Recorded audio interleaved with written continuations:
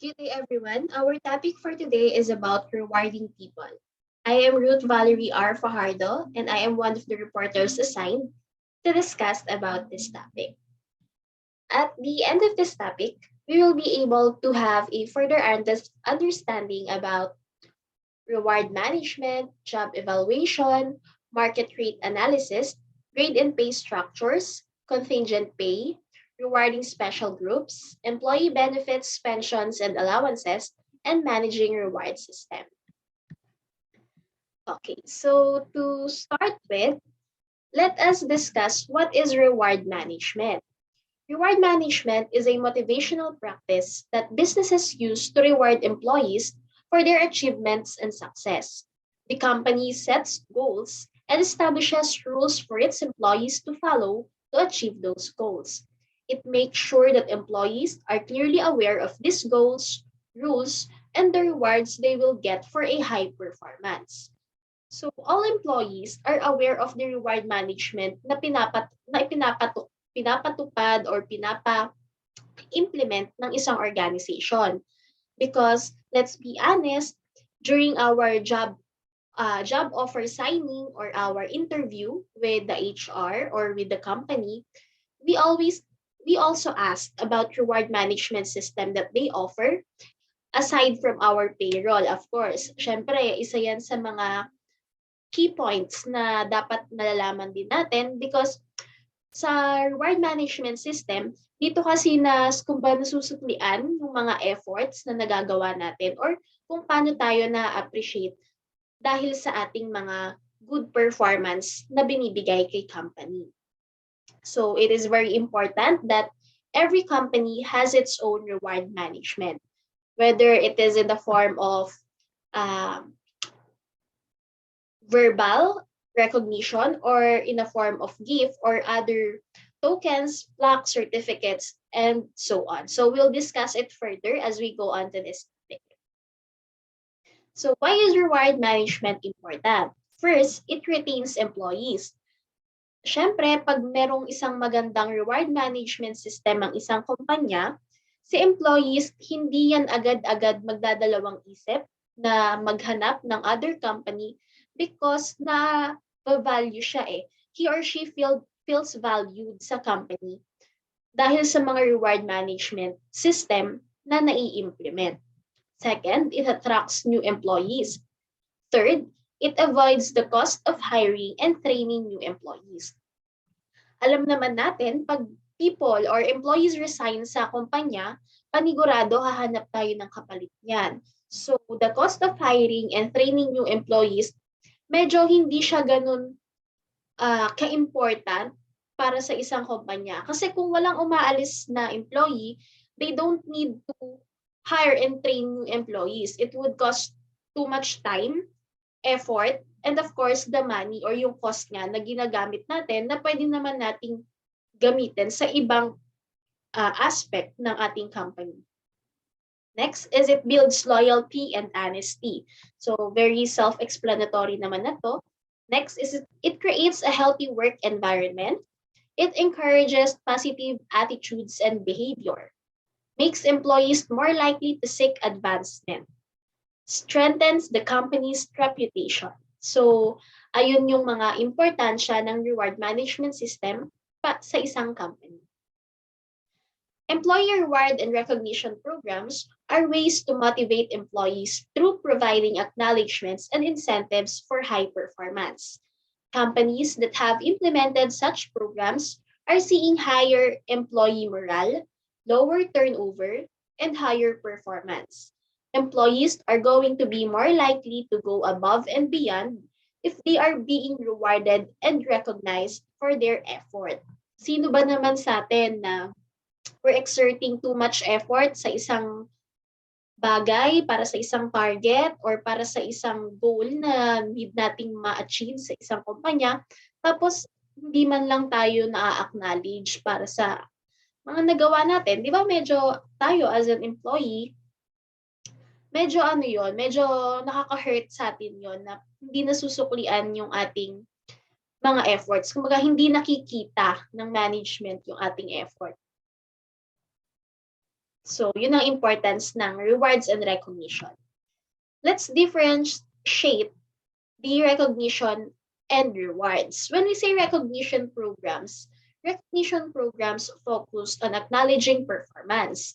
This can be done verbally or through email, but does not normally have an incentive beyond the recognition. For example, a manager can send out celebratory emails when the team is meeting their goals. So sa recognition programs, ito yung mga nare-recognize tayo. It could be through email or verbally or just a simple tap sa shoulder natin na sinasabing, good job, nakamit tayo ng target or quota for this particular quarter. So that is an example of a recognition. Next is the reward programs. See, reward programs, it is about an incentive for a high performance. An example of a reward program can be a bonus for meeting a quarterly goal. It depends on the company and the employees to determine which type of program to implement. Some companies use a combination of both recognition and rewards in their employee programs. So, an example of reward programs is yung mga crew sa mga fast food chain. For example, sa McDonald's, sa Jollibee, ganyan.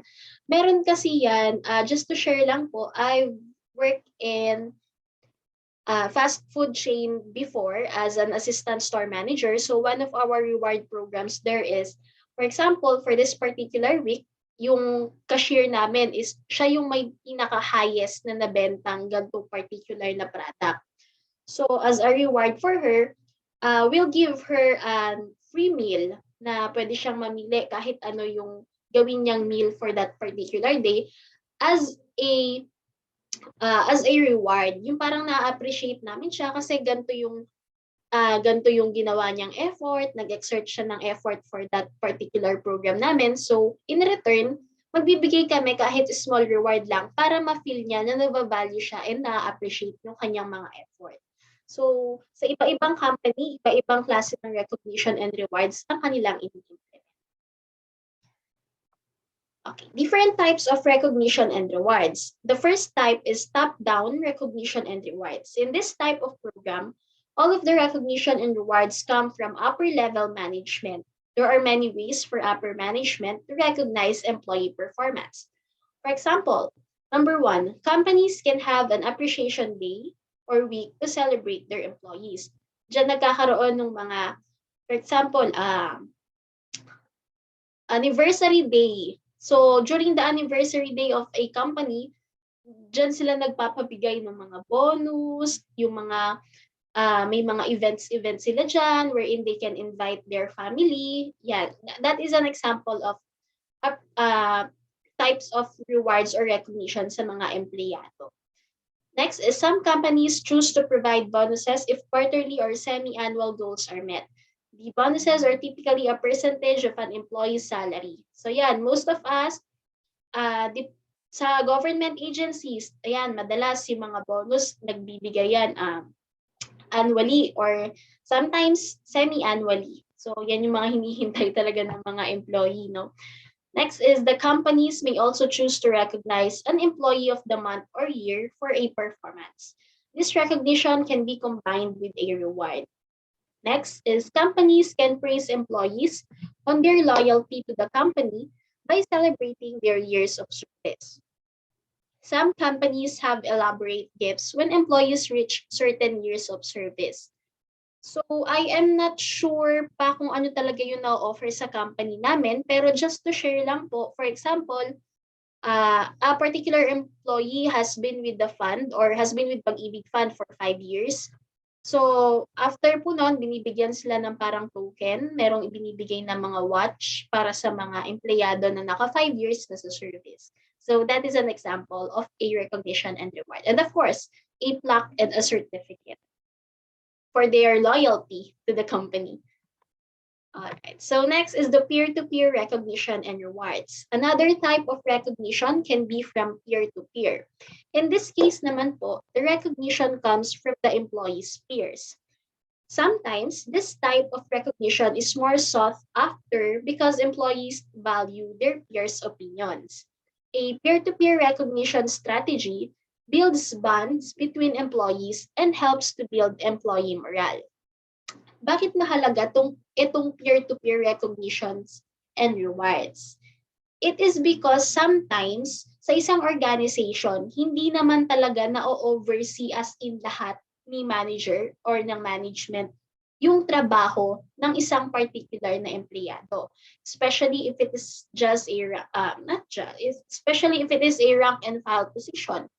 Hindi niya masyadong makikita yan kung paano ba talaga magtrabaho yung isang empleyado na to. So with the help of the peer-to-peer recognition and rewards, nagkakaroon ng chance na makapag-rate or makapag-recommend ang iyong colleague o ang iyong katrabaho sa isang magandang performance na nagawa.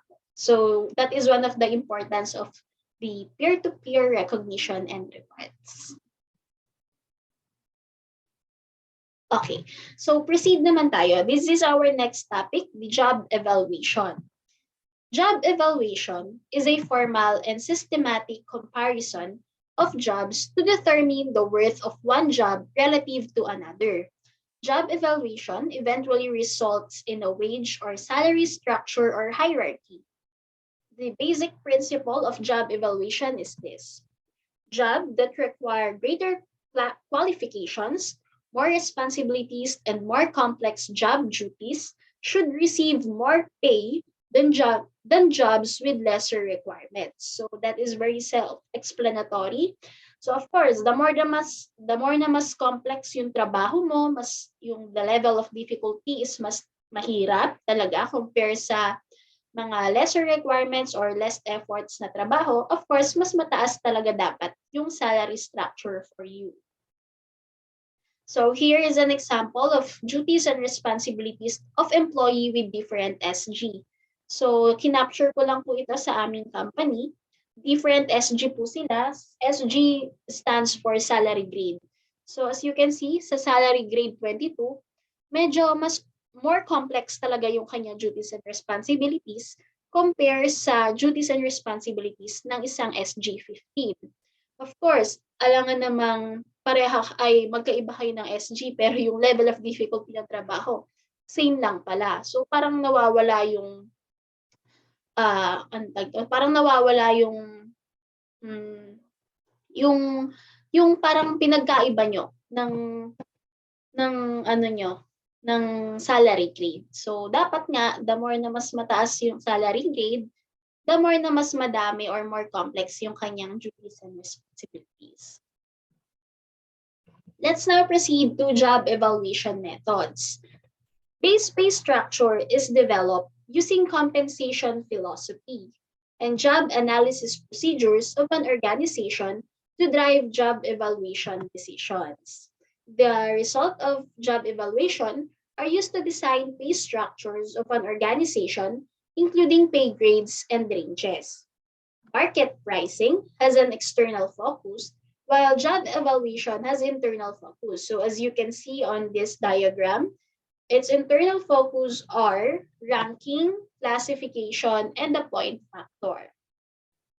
We'll discuss it one by one. So let's start with the ranking. Ranking is the simplest job evaluation method that ranks each job relative to all other jobs, usually based on some overall factor like job difficulty. There are several steps in job ranking method. First is obtain job information. Second, select and group jobs. Third, select compensable factors. Fourth, rank jobs. Fifth, combine ratings. Sixth, compare current pay with what others are paying based on a salary survey. And lastly, assign a new pay scale. So dito po sa ranking, makikita nyo dito sa example natin, nakarank yung mga position or yung particular plantilla. So, sino ba yung rank number 1 na may pinakamaraming trabaho or pinakamahirap na trabaho sa lahat? So, nakarank dyan. And then, magkano yung current annual pay scale nila on the second column. And the third column is what others pay. So, syempre, magkakaroon ka rin ng survey and research kung sa particular na trabaho ba na to, hindi ba nalalayo yung pay structure nyo sa organization. So of course, pag medyo nalalayo na yung salary or pay structures nyo sa ibang organization, mahihirapan kayong mag-obtain ng empleyado because some of the employees might look for another companies that offer a higher salary.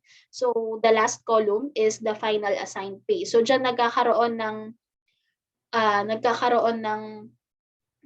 ng new pay scale. So ang additional info lang din dito is that you cannot rank employees base sa difficulty ng overall organization. You can rank them by department. Kasi of course, per department, magkakaiba ng trabaho, magkakaiba ng level of difficulty. So it is unfair na for example, i-compare mo ang isang factory job sa isang clerical jobs. So that would be unfair to some employees. So if you're going to use this method, you should rank your employees per department. Okay, next is the classification. Job classification or the job grading is a method for categorizing jobs into groups. Sa una, sa classes, grouping jobs based on a set of rules for each group or class, such as amount of independent judgment, skill, physical effort, and so forth, are required. Classes usually contain similar jobs. So sa classes, parang ginugrupo kayo dyan, depende sa inyong skills, sa inyong effort, dyan yung nagiging basihan sa pag-group or sa pagka-classify through classes. Sa grades naman, a job classification system like the class system, although grades often contain the similar jobs such as secretaries, mechanics, and firefighters, grades descriptions are written based on compensable factors listed in classification system. So an example of these grades is yung sa mga government agencies. So meron niyang iba-ibang salary grades, pero magkakaibang department din. For example, SG11 ka for this department, and then sa ibang department, meron ding SG11 pero ibang position. Kasi dito naman, kinaklasify kayo based sa grades na based sa compensable factors in accordance to grades. Yan yung sa natin, sa job classification for the grades. Alright, so the next step, the last internal focus for job evaluation is the point factor. The point method's overall aim is to determine the degree to which the jobs you're evaluating contain selected compensable factors. It involves identifying several compensable factors for the jobs, as well as the degree to which each factor is present in each graph. So sa point factor, the result is a quantitative point rating for each job. The point method of job evaluation is the most popular job evaluation method for today. And lastly, for the external focus is the market pricing. Market pricing, it is externally focused approach that company uses market pay data based on what other employers are paying for a similar work. So dito nagkakaroon ng comparison sa ibang company. The key to market pricing is identifying relevant market pay data for jobs that are good matches with the employer's job. So to enable reliable pay ranges, ito rin yung ginagamit nila, yung market pay data or yung market pricing. But always remember that the matches or the comparison to other company is not always perfect because it is still subject for subjectivity. Why? Because there are no matches or perfect matches that are always available. So for example, an assistant store manager for this company, the duties and responsibilities of this store manager is somewhat differ, parang hindi the same sa other kumpanya. So pwedeng may mga particular na trabaho na nakadagdag sa kanya na hindi naman tinatrabaho nung isang assistant store manager from other company.